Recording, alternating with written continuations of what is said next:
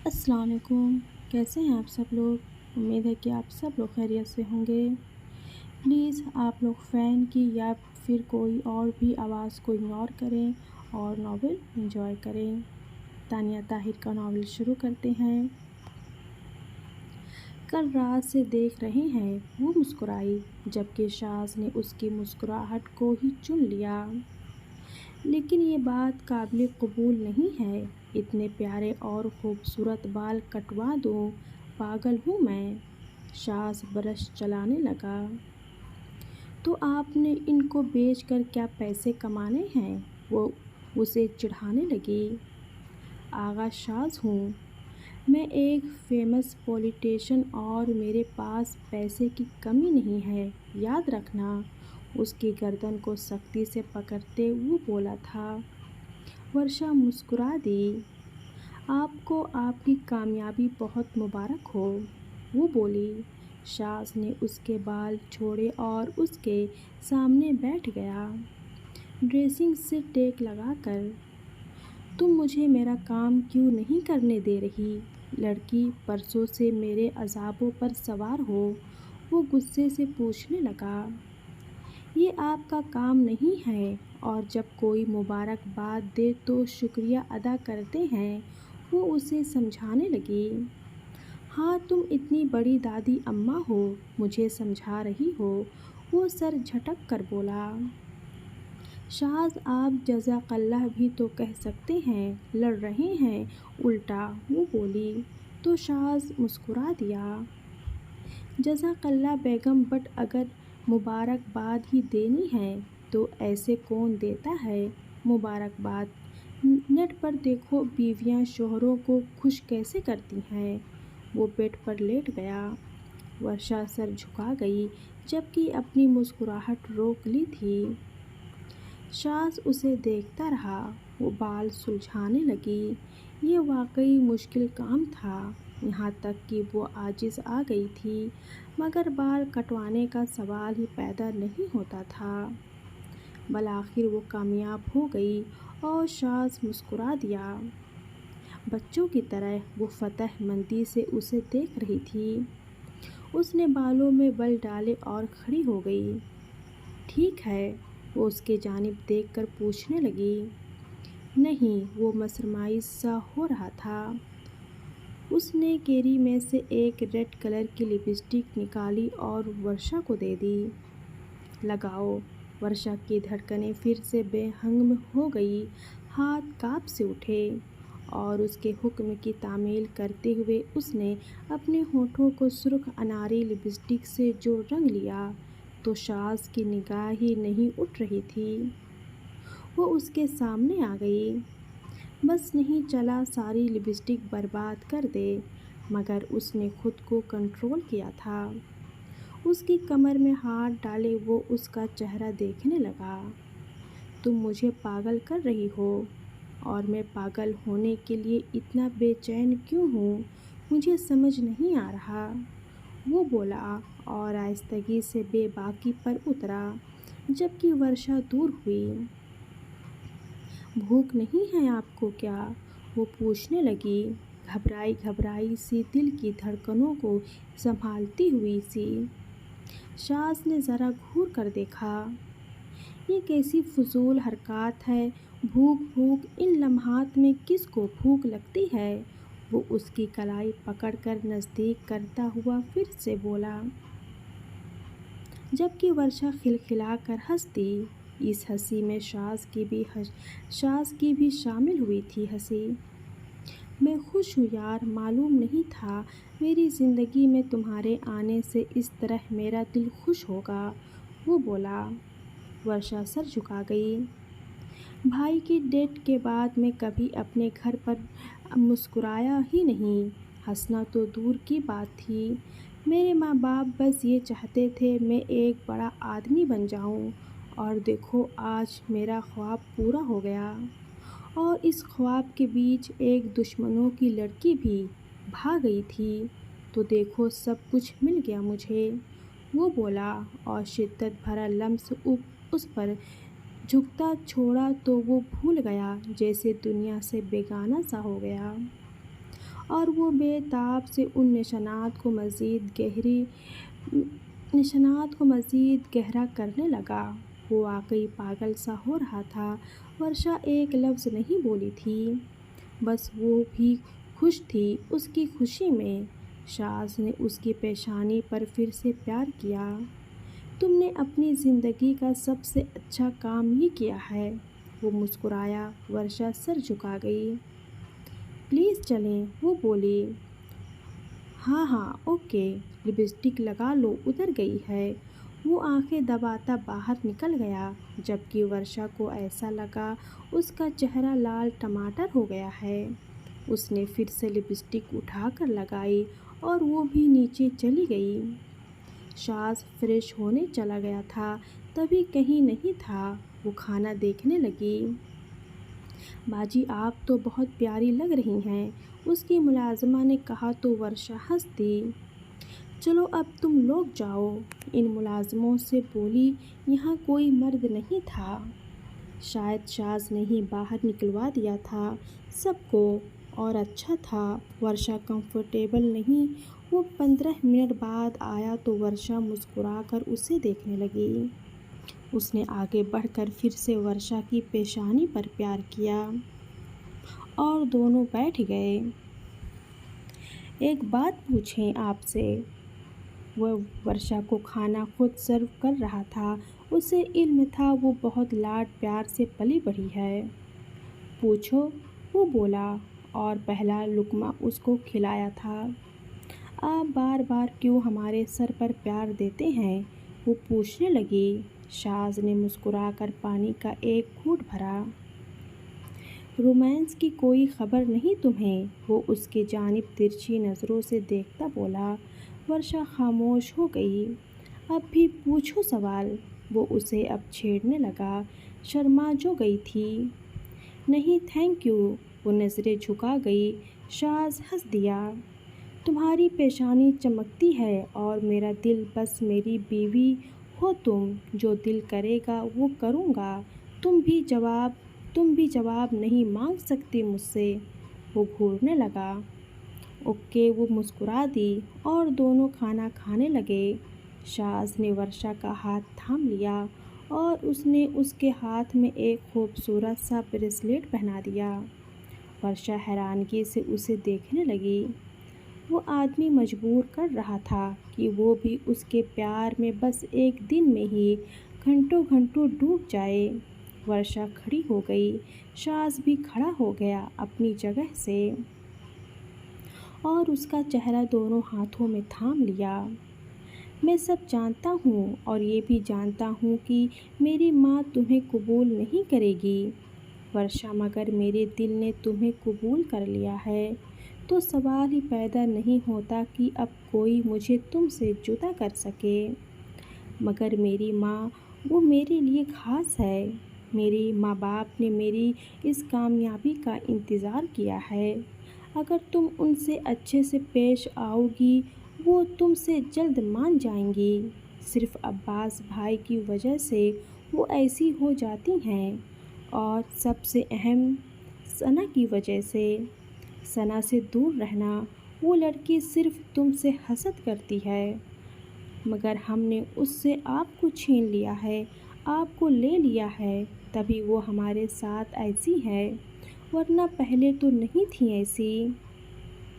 Varsha, shut up this nonsense. वो तुमसे पहले दिन से हसद करती है और तुमने मुझे नहीं छीना। अगर मैं उसके नसीब में होता तो अपनी मोहब्बत को दफना कर उसके साथ रिश्ता निभाता, मगर मैं तुम्हारे नसीब में था और मेरी मोहब्बत को ज़बान मिलनी थी।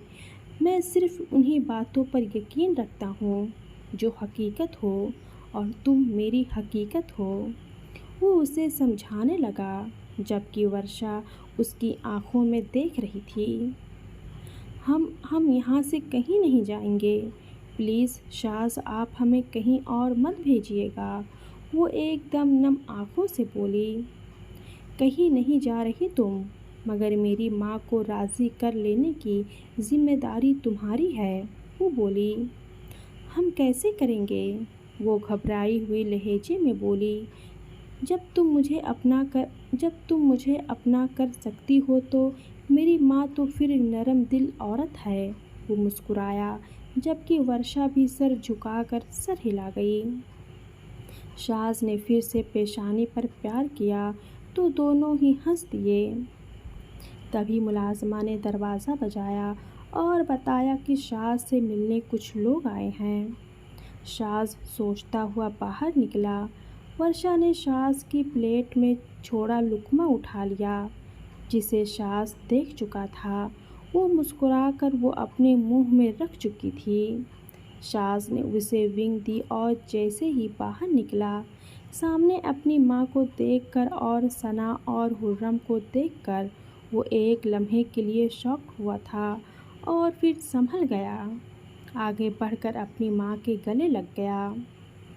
मेरा बेटा इतने बड़े घर में रहता है।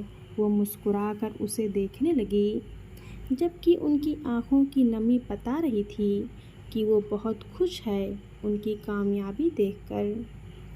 वर्षा पीछे से सामने आ गई। सना उसे देखकर धचका खा गई। स्टाइलिश ड्रेस में सुर्ख लिपस्टिक के साथ सर पर दुपट्टा लिए वो बाहर आई थी और झिझकती हुई शाज के वालदा के सामने आ गई। अस्सलाम वालेकुम। उसने शाज के कहे के मुताबिक सलाम किया, जबकि उसकी माँ ने सलाम का जवाब नहीं दिया। वर्षा ने शाज को देखा, जो उसे देखकर मुस्कुरा रहा था, जैसे वो बहुत खुश हुआ हो उससे। माँ, सलाम का जवाब तो दें। मैं इस लड़की को तुम्हारी बीवी नहीं मानती। मगर मैं तो मानता हूँ, वो बोला। शाज, उसकी माँ ने घूरा। माँ प्लीज़, मेरी जिनसे दुश्मनी है वो अभी तक कायम है, कोई उसे ख़त्म नहीं कर सकता। और मैं वर्षा से बदला लेकर क्या करूँगा? मैं मर्द हूँ और औरत से बदला लेने का कायल नहीं हूँ।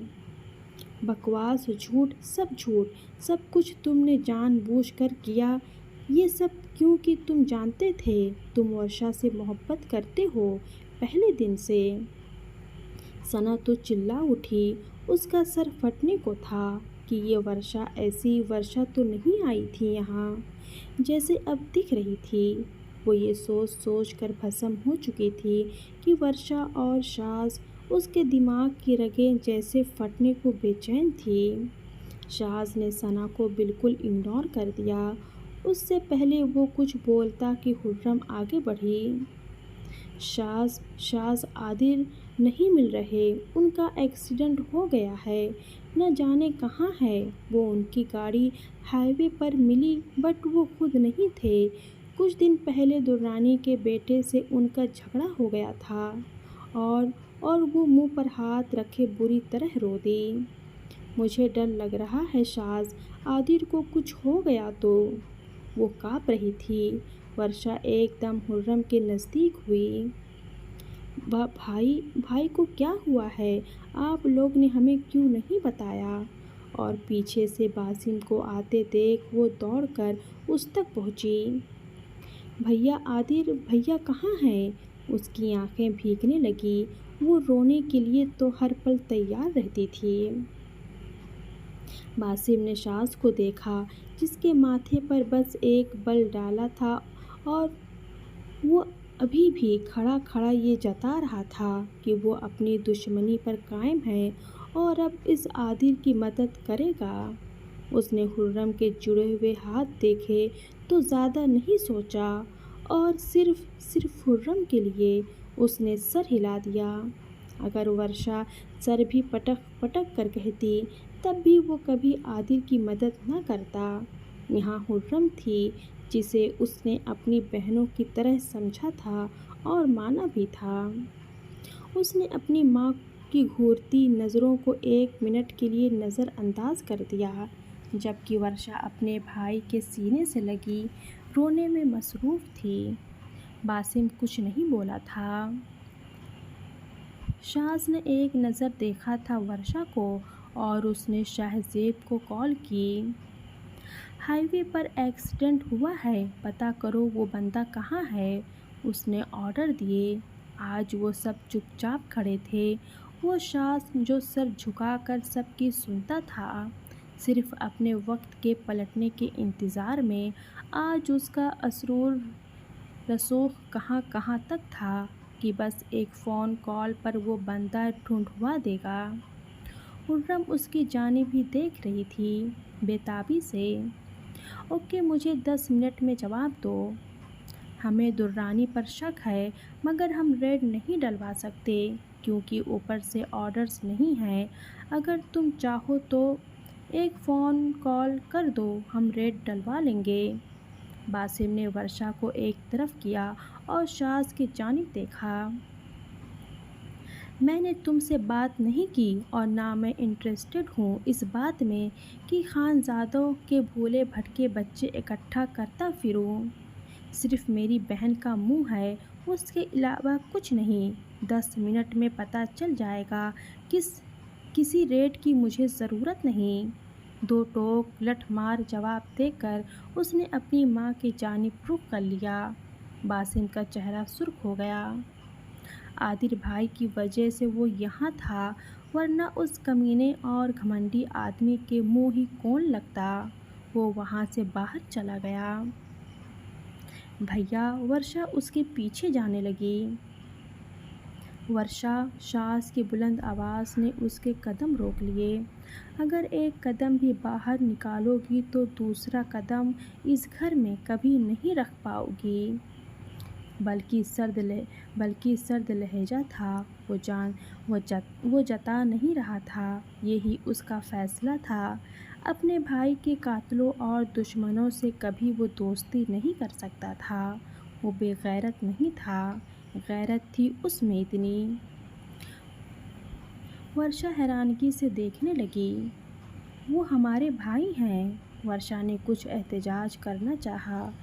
और मैं तुम्हारा शौहर। वो आंखें निकाल कर उसको देखने लगा, मगर चुप।